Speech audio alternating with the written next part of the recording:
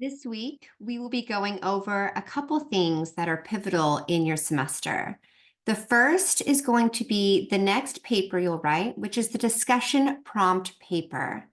In this paper, you can choose any of the discussion prompts that we have started and posted this semester so far.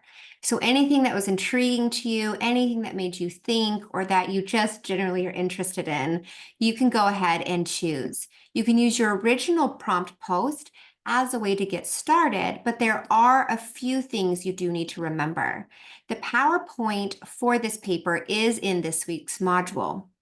Now, we'll go over that together. It is a 3-page paper.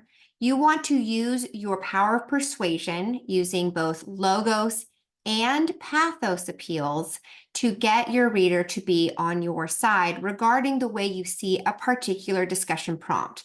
Now, this is open-ended, but you do have to choose a discussion prompt that we have already participated in. It'll give you an opportunity to analyze what you think and why you think it, and it'll give you an opportunity to use some of the things we've been practicing with regards to logos appeal, appealing to logic and reasoning, and a pathos appeal, appealing to someone's emotional side. So here is the prompt. You're going to select a topic from the topics that you've already posted about during discussions this semester. You're going to use 3 outside and academic sources and defend your position. And you're going to provide a background on the issue. So maybe one of your sources will provide some background. Maybe one will talk about one aspect, and maybe another will talk about a secondary aspect. Keep in mind that just because you have 3 sources doesn't mean you only can use them 3 times. Maybe one of your sources can make a good point for other areas in your paper. Your sources do have to come from the Shasta College Library databases. You do need to be able to have 2 sources from the databases, and a third one can come from out in the internet world. Here is an example of maybe an outline I might use. If I wanted to compare and contrast 2 religious sects that came from week 5 discussion post. So the original prompt was this: pick 2 religious sects and compare their similarities and differences, and you're going to list 2 of each. Find a reputable source to cite as your sources. Now, because it's a persuasive paper, I can't just do 2 similarities and 2 differences. That would be a research paper. Instead, I have to use that as a framework for a persuasive paper and say something along the lines like a thesis that has the similarities about 2 religions that I already post about. Now, this prompt is especially helpful since I had to do internet research in order to participate in the original discussion. So that work might already be done for me. Now, if 2 of them didn't come from the library, then I might have to do some extra work. Maybe my first paragraph is going to be my logos appeal. So logically, why it makes sense that they are the same. One similarity that's the same, and why logically they're the same. Maybe they come from the same region of the world. So logically, culturally, that makes sense. They have similarities.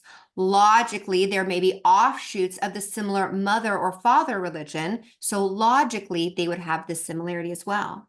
Maybe my pathos appeal, so someone's appeal to emotions, would be my second paragraph. Maybe about rituals or followers, appealing to the sense of community or the way they handle death and the afterlife, anything like that.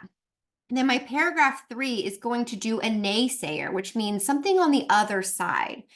So really, what is a difference that I'm not discussing? So I'm going to give credence to that by talking about one of the differences I talked about in my original post. And then in conclusion, this is where, if you have personal narrative, this is where this goes. The whole paper isn't about a personal narrative. This is a persuasive post, but in your conclusion, for this particular prompt, I might talk about how religion plays a role in my life, or how I converted from one religion to another, or how I'm spiritual as a person, and I accept all different ways of religious practice and tradition. This is where that would go. Okay, so here's the breakdown of the rubric. It's worth 50 points. 15 points is your MLA citation and your works cited page. So remember, it has to be 3 pages long, and then your 4th is your works cited page. Your works cited page never counts as part of the minimum required writing. 10 points for grammar and mechanics. So make sure that you proofread, see the writing center, read aloud, catch your spelling errors, or if you are a part of the Grammarly program, plug that in, and that's a really helpful tool.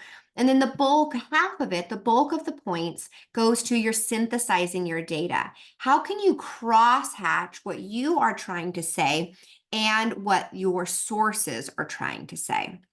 You want to be able to synthesize or mix everyone's voices to be together.